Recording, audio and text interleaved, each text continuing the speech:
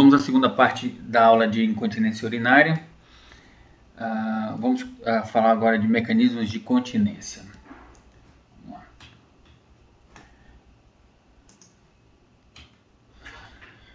Então, os mecanismos responsáveis pela continência urinária são o conjunto esfincteriano uretral, composto pelo orifício, pelo esfíncter interno de musculatura lisa e o esfíncter externo de musculatura estriada. A topografia intraabdominal do colo vesical, então em condições normais, tanto o corpo vesical quanto o colo vesical são localizados acima do assoalho pélvico. Então, quando há uma transmissão de pressão intraabdominal em manobras de Valsalva, como tossir, espirrar, a pressão se transfere igualmente para o corpo vesical e para o colo vesical. Caneta, um momentinho só.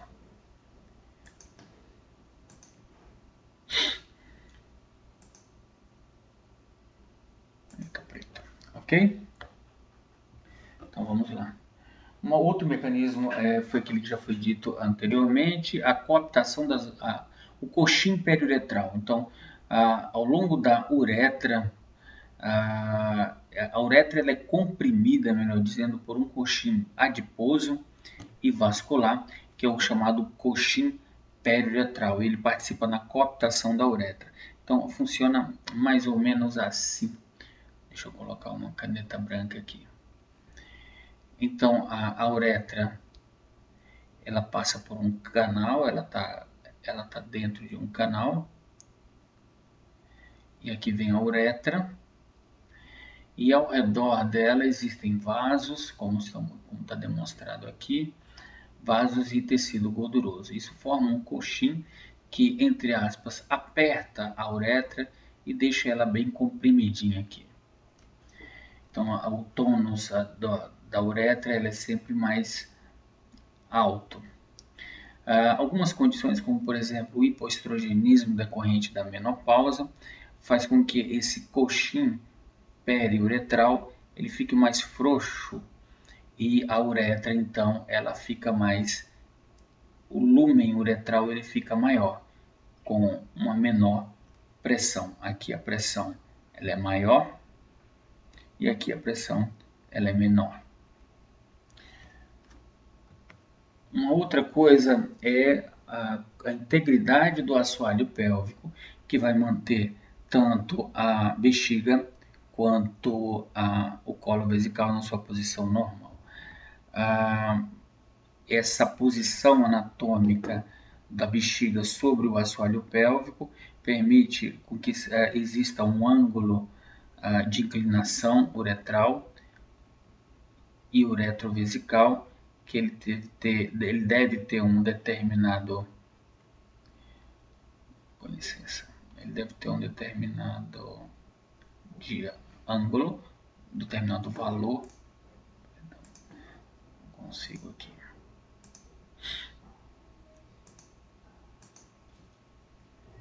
E quando esse ângulo ele está muito acentuado, é porque existe uma queda desse colo vesical, formando uma angulação maior e o orifício externo ele fica mais aberto. A pressão da coluna líquida da bexiga sobre o colo ela é maior. Classificação portanto, da incontinência urinária. A incontinência urinária ela pode ser classificada como incontinência urinária de esforço. Essa incontinência urinária de esforço se deve a uma lesão anatômica, que pode ser do colo vesical ou uretral. A incontinência urinária de esforço decorrente de alterações do colo vesical se chama incontinência urinária de esforço por hipermobilidade. Então, ele se dá por uma descida do colo vesical por conta de uma frouxidão do assoalho pélvico, abaulando, portanto, a parede vaginal anterior. E na insuficiência uretral existe uma alteração daquele coxim periuretral, ou pela menopausa, ou por lesões, por exemplo, lesões iatrogênicas, manipulações ali na região uretral. manipulações cirúrgicas. Há outro tipo de incontinência, a incontinência urinária de urgência, que ela é de origem vesical, também denominada de incontinência urinária funcional ou urge-incontinência. Ela pode se dar por uma hiperatividade do detrusor, que em geral é de natureza idiopática, e a hiperreflexia do detrusor, que em geral é de natureza neurológica. Existe também a incontinência urinária mista, que é uma associação de incontinência urinária de esforço com incontinência urinária de urgência. Existe a incontinência urinária de transbordamento, que se dá por uma denervação da bexiga, ou no corpo da bexiga, ou uma perda do arco reflexo miccional. Então a bexiga ela não sente o aumento do volume urinário e essa bexiga vai ficando bastante grande, bastante cheia de líquido, até que o peso dessa coluna líquida é tão grande que ocorre algum extravasamento de urina após uma manobra de esforço, principalmente. A característica diferente da incontinência urinária de esforço é que sempre existe um volume residual pós-miccional importante desse tipo de incontinência.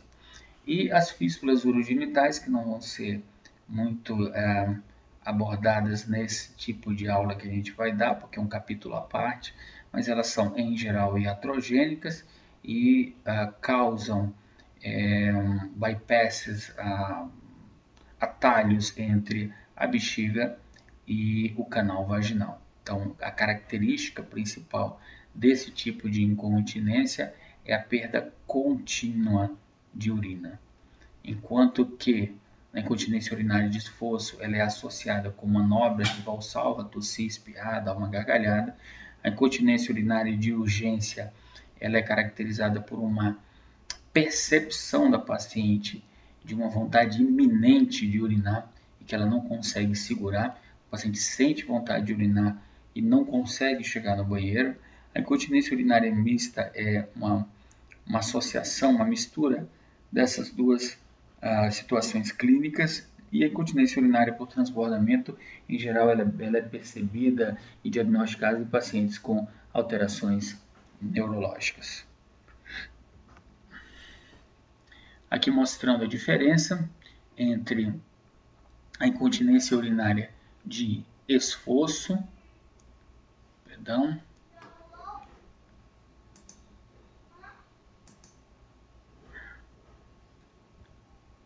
só.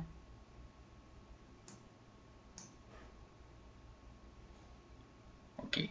Entre a incontinência urinária de esforço e a incontinência urinária a de transbordamento. Existe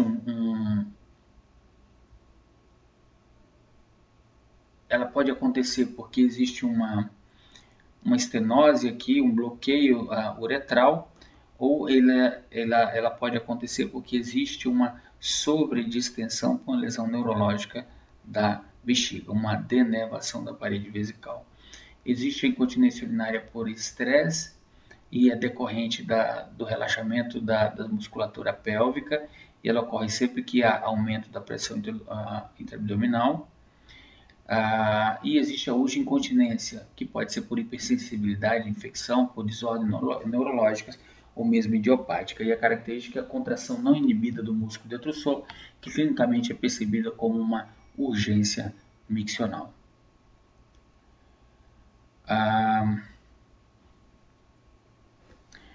Aqui é uma comparação, uma analogia aqui do que acontece na incontinência urinária de esforço. Então, a pressão intraabdominal ela não fecha a uretra, porque a uretra está numa posição mais baixa. Então, a pressão ela é exercida única e exclusivamente no corpo vesical, o que faz com que se perda a urina. Aqui a analogia é semelhante a uma rede que caiu, né? Porque os ligamentos eles foram danificados. E esses ligamentos, entende-se hoje que são os ligamentos pubocervicais, que são aqueles que contêm o colo cervical, o colo vesical, perdão. Aqui uma das principais etiologias da incontinência urinária de esforço, que é a ruptura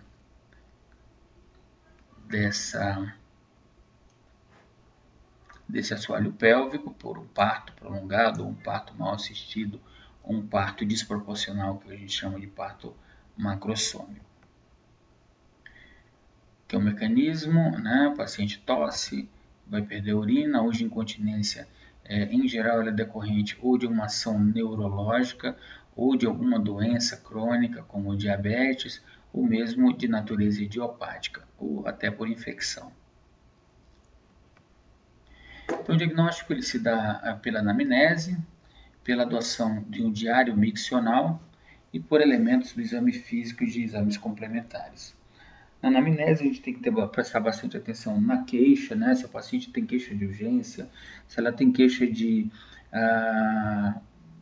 perda urinária involuntária, sem perceber, após uma manobra de esforço, se essa urgência de esforço, essa incontinência de esforço, ela se dá aos mínimos esforços, o que é mais compatível com uma lesão uretral, ou se ela se dá a esforços moderados ou mais intensos, que são mais características de hipermobilidade do colo. Prestar bastante atenção nas comorbidades que podem contribuir para a alteração da fisiologia miccional, como diabetes, desordens neurológicas, os antecedentes obstétricos são extremamente importantes. Se o paciente teve parto, se foi parto vaginal, se esses partos foram complicados, se foram mal assistidos, se resultou em fetos macrossômicos ou instrumentalização cirúrgica, como por exemplo um parto fórceps mal aplicado ou complicado. Na anamnese também a gente vai prestar bastante atenção em tudo que possa estar relacionado à incontinência urinária. Outra de antecedentes patológicos, se para essa incontinência urinária já foi feito algum diagnóstico prévio, se foram instituídos tratamentos, que tipo de tratamento foi esse? Foi cirúrgico, foi clínico, o tratamento foi bem sucedido ou foi mal sucedido? Tudo isso é extremamente importante na condução e no diagnóstico e na condução do caso. Muitas vezes a gente pede para a paciente anotar, fazer um diário miccional, onde ela começa a anotar,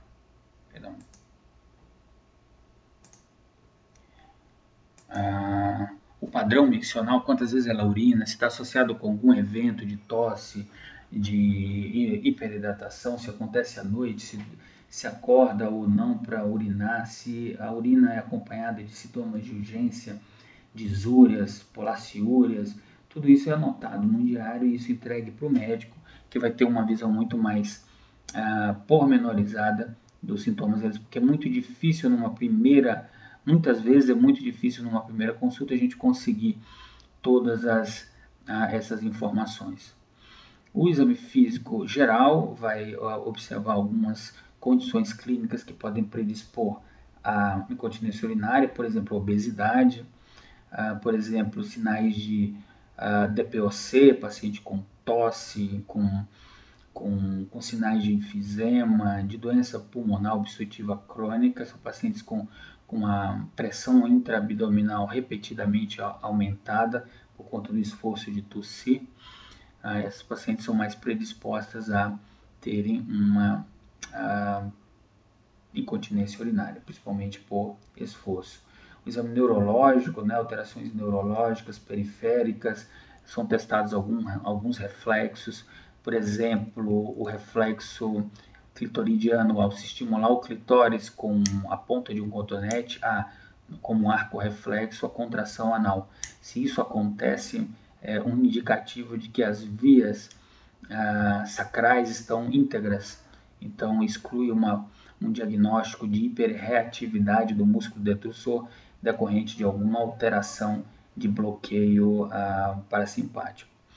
O exame ginecológico é fundamental, daí a gente vai observar principalmente, a gente vai avaliar objetivamente a perda urinária, e para isso a gente pede que a paciente encha a bexiga antes da consulta, e preferencialmente é feito esse exame com o paciente em pé, as pernas levemente separadas, pode-se colocar uma, por exemplo, em cima de uma escadinha, daquelas escadinhas que são usadas para subir na maca, e a outra num nível mais baixo, separa, entreabre os pequenos lábios e pede para o paciente tossir nesse momento. Se houver perda urinária sincrônica com a tosse, está caracterizada uma incontinência urinária genuína, né, de esforço genuína. Se essa perda não é sincrônica, a paciente tosse segundos depois que sai a urina, então há também um componente de instabilidade ou de contração do músculo detrusor. Outras vezes a paciente não perde a urina quando tosse, quando espirra, e isso pode estar de acordo com a história clínica dela de urge incontinência. No exame ginecológico também são observadas as alterações do assoalho pélvico, são as distopias. Então, as uretrocistoceles, as retoceles, os prolapsos uterinos e as rupturas perineais são indícios e são provas clínicas de lesão anatômica que podem estar relacionadas ao quadro de incontinência urinária desta paciente em particular. Os exames complementares, nunca esquecer do exame de urina, o principal exame e é o primeiro exame a se pedir, porque muitas urge incontinências, na verdade, são causadas por infecções urinárias. Então, antes que a gente pense em diagnósticos mais elaborados ou proceda a exames mais sofisticados e mais complexos, devemos sempre pedir um exame de urina, com urocultura e com antibiograma. Excluída a infecção urinária, confirmada a infecção urinária, deve-se tratar, melhorar os sintomas, encerra-se o assunto. Tratado e não melhorado os sintomas, foi uma coincidência de fatores. Não tem infecção urinária, procede-se a propedêutica complementar adicional. Então, o exame urodinâmico é outro exame extremamente importante, ele vai fazer uma verdadeira leitura da fisiologia aí da anatomia ali do trato urinário baixo. Ele mede uma série de variáveis importantes na fisiologia menstrual, como complacência vesical, volume vesical máximo, desejo, volume no momento do primeiro desejo miccional, pressão de perda urinária, se há contração não inibida do músculo detrusor, volumes residuais, tamanho da uretra funcional, uma série de elementos que vão destrinchar para o clínico o verdadeiro mecanismo fisiopatológico daquela incontinência urinária. Então, se usa muito o estudo urodinâmico na avaliação das pacientes incontinentes, a menos que fique muito evidente uma causa mais direta. Então, como uma infecção urinária ou uma incontinência urinária de esforço característica, genuína, pode-se prescindir do estudo urodinâmico, mas sempre quando há alguma dúvida com relação ao processo fisiopatológico dessa incontinência urinária, deve-se pedir o exame urodinâmico para uma análise muito mais completa. A ultrassonografia vai avaliar principalmente alterações intravesicais, corpos estranhos, neoplasias cervicais, cálculos cervicais, que tudo isso pode irritar também o músculo detrusor e causar incontinência urinária, urge incontinência urinária. Além disso, o ultrassom mede o ângulo uretrovesical e medidas alteradas nesse ângulo são indicativos de hipermobilidade do colo vesical, que são características da incontinência urinária de esforço, por lesão anatômica do assoalho pélvico.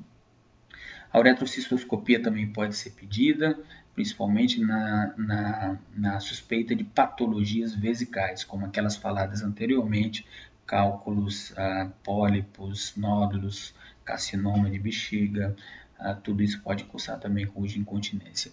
E um teste muito simples que pode ser feito no consultório é o teste do resíduo miccional.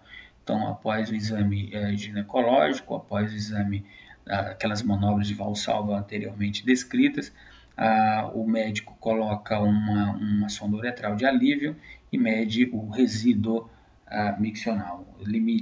Valores mínimos são requeridos para a consideração da normalidade.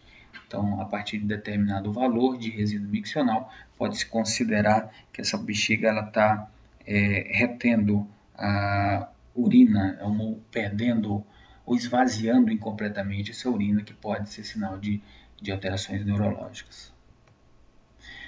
O tratamento pode ser dividido em medicamentoso, cirúrgico, fisioterápico, comportamental ou paliativo.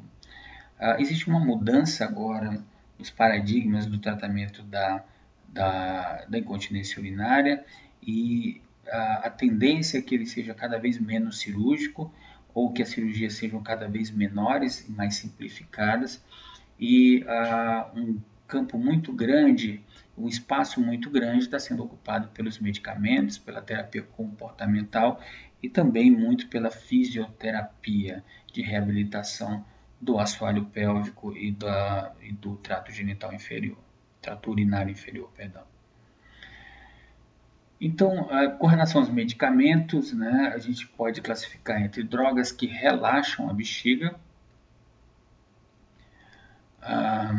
Deixa eu...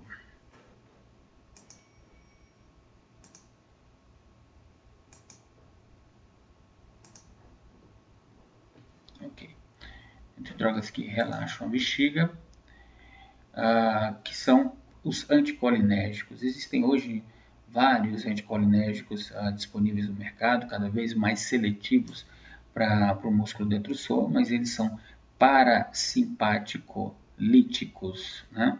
Então, o mais comum, o clássico que surgiu, o que ocupou o primeiro lugar de destaque foi a oxibutinina. Hoje existem outros preparados, até mais seletivos do que a oxibutinina, e que têm sido utilizados em algumas circunstâncias. Mas essas substâncias, os anticolinérgicos, eles se ligam aos receptores da acetilcolina no músculo detrusor, impedindo a ação desse neurotransmissor, relaxando a musculatura da bexiga. Os antidepressivos tricíclicos, não se sabe exatamente o mecanismo exato com que ele controla essa fisiologia miccional, mas a imipramina é utilizado com sucesso, muitas vezes no tratamento da incontinência urinária. Também podem ser utilizadas drogas que contraem esfíncter interno, principalmente quando há uma insuficiência uretral, talvez essas drogas sejam mais indicadas, apesar disso são muito pouco utilizadas, e entre eles os alfa-miméticos. Então eles vão acionar os receptores alfa-adrenérgicos do colo vesical, do esfíncter interno, contraindo. Existem outras medicações, a capsaicina e a resiniferatoxina, são substâncias derivadas, por exemplo, da pimenta, e que elas agem na bexiga, dessensibilizando do ponto de vista neurológico as placas motoras dos neurônios localizados na bexiga, causando um relaxamento. Outras vezes, em pacientes com hiperreflexia da bexiga, são feitas aplicações intravesicais dentro do músculo detrusor da própria toxina botulínica, causando uma paralisia da musculatura da bexiga, diminuindo sobremaneira essas contrações não inibidas. Isso é mais indicado em pacientes com traumatismos raquimedulares, onde o arco reflexo miccional está desinibido, né? Está solto. No tratamento cirúrgico, classicamente, o primeiro tipo de cirurgia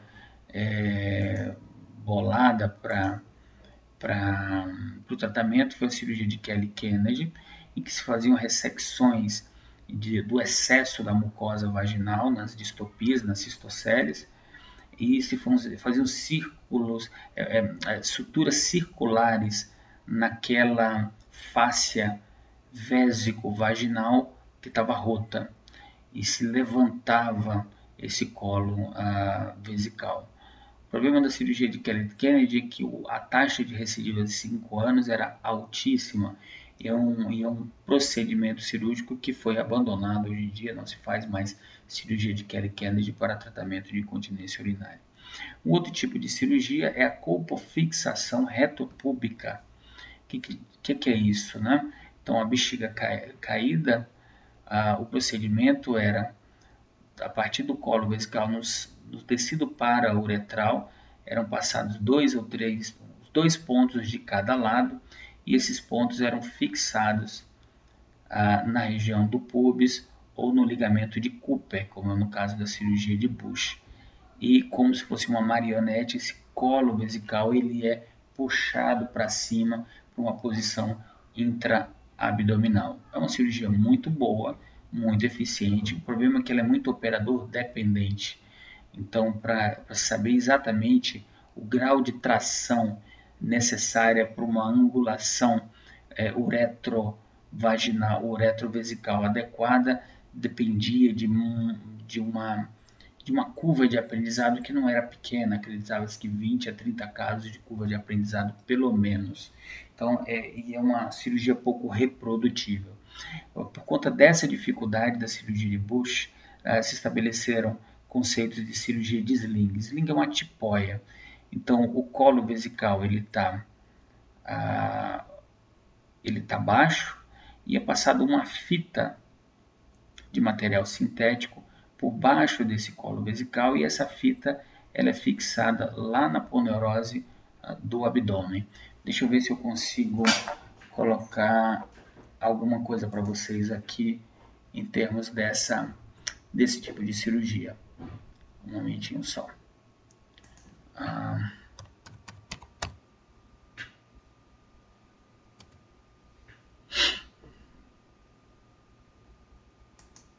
Ver se eu consigo ilustrar isso para vocês.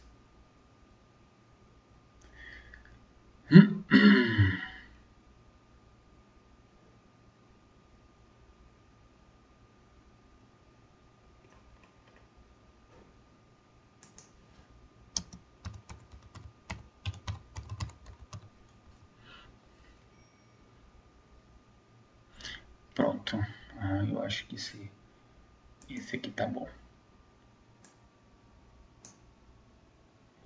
Então vejam só.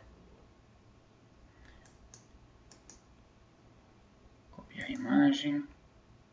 Vou voltar para cá.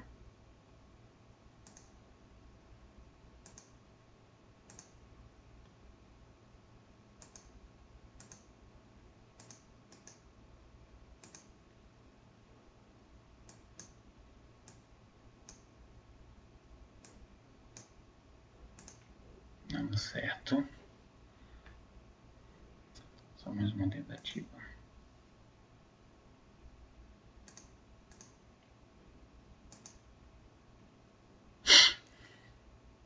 Bom, eu acho que vocês estão conseguindo enxergar aqui.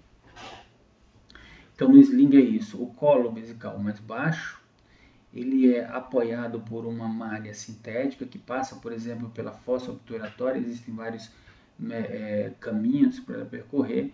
E ela tem um sistema de ancoragem aqui e que ela levanta o colo vesical. Então, o que acontece é exatamente isso, uma elevação do próprio colo vesical. Bom,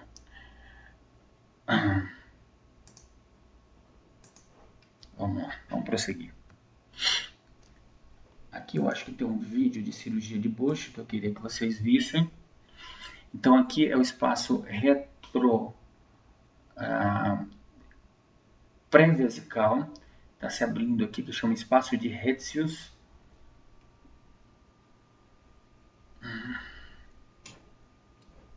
Tentei escrever aqui ele para o vídeo.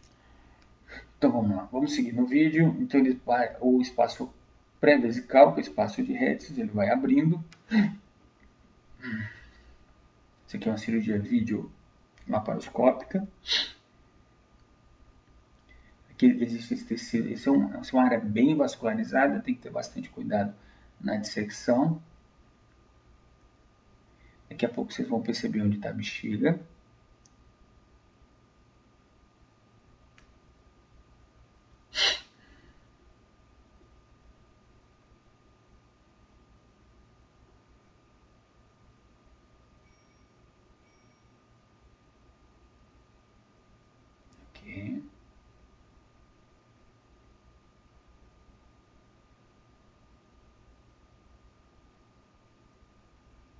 que acho que era um paciente que já tinha um sling, ela tem um tecido aqui diferente, parece ser um tecido sintético. Então ele está abrindo aqui os espaços, aqui ele tornou rétices, bem certinho. Aqui é o osso pubis, né? Aqui são os ligamentos de Cooper lateralmente.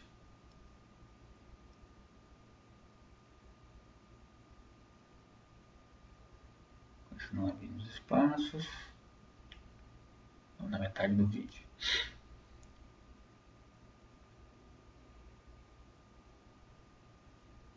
Ok. Então, aqui é a síntese pública.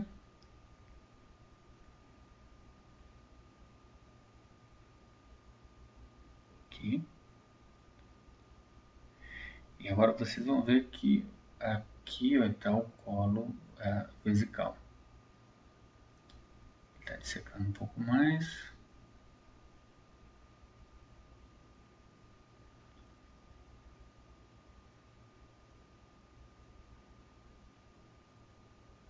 Ok, todo espaço descoberto. Pubis, ligamento de Cooper. E aqui está o colo vesical.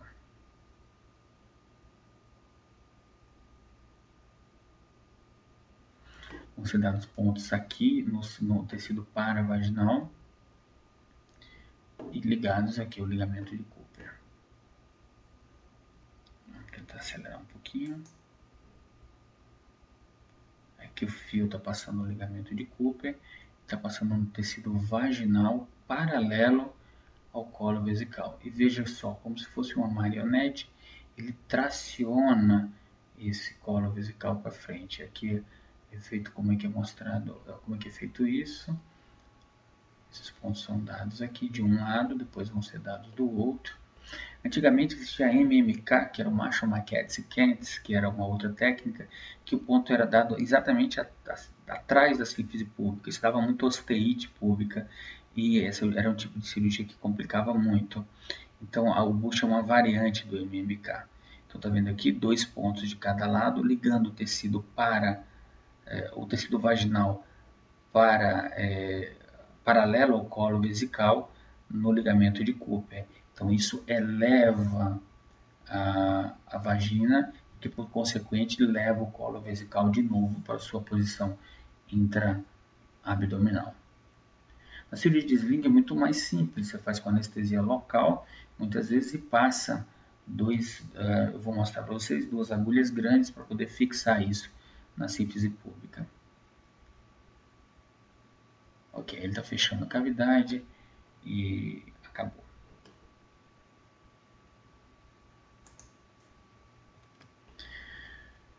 O sling ele já é diferente, muito mais simples. Sling quer dizer tipóia. Então, com a paciente em posição ginecológica,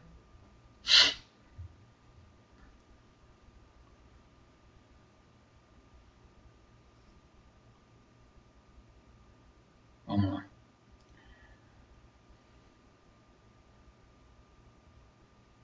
Feita uma abertura do tecido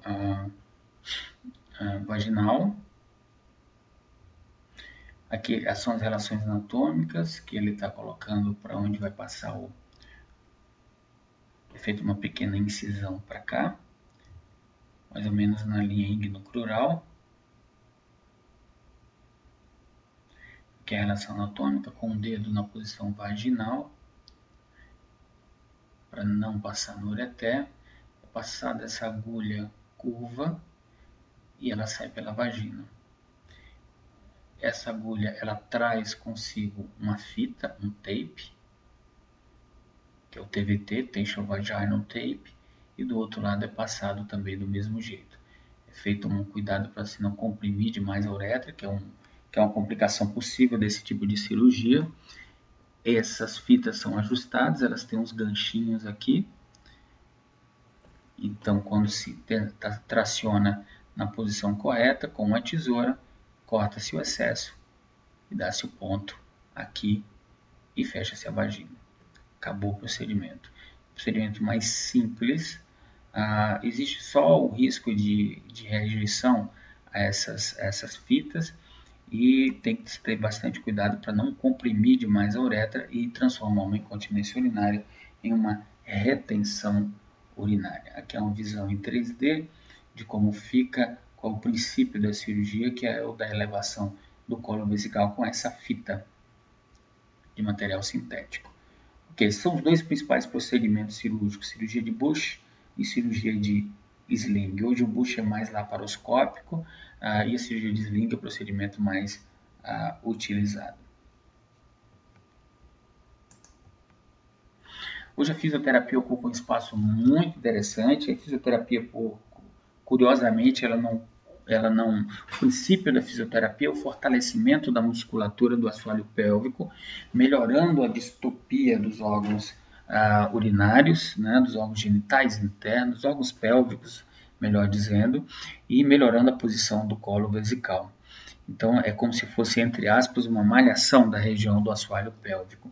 Mas se descobriu com o tempo que ela também serve para incontinência urinária funcional, aquela incontinência, provavelmente por remodelar a sensibilidade neurológica ou fazer uma remodulação neurológica naquela área. Existem várias técnicas, existe o aplicativo de aplicação de cones vaginais, então esses cones são introduzidos pela própria paciente na vagina, tem pesos e tamanhos diferentes, e a paciente vai segurando, tentando segurar o cone progressivamente de um cone mais leve para um cone mais pesado.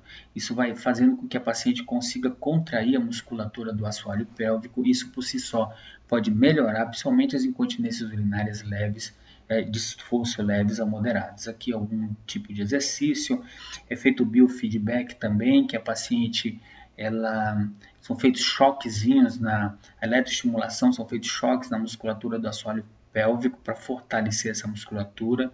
A paciente, ela também tem um aparelho que ela consegue visualizar numa escala luminosa o grau de contração que ela está conseguindo fazer no assoalho pélvico para ela aprender a contrair. Existem os exercícios de Kegel, que são exercícios que fortalecem a musculatura do assoalho pélvico, que são feitos pela própria paciente.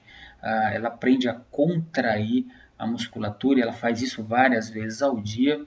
Isso melhora tanto as queixas de incontinência urinária, quanto melhora também a resposta sexual na relação.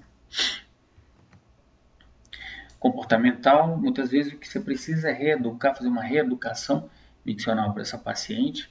Então, se a paciente diz que perde urina aos grandes esforços e somente quando a bexiga está muito cheia, você vai ensinar essa paciente a esvaziar periodicamente essa bexiga, que às vezes isso resolve sem nenhuma necessidade de medicamentos, de cirurgias ou mesmo de fisioterapia mais complexa.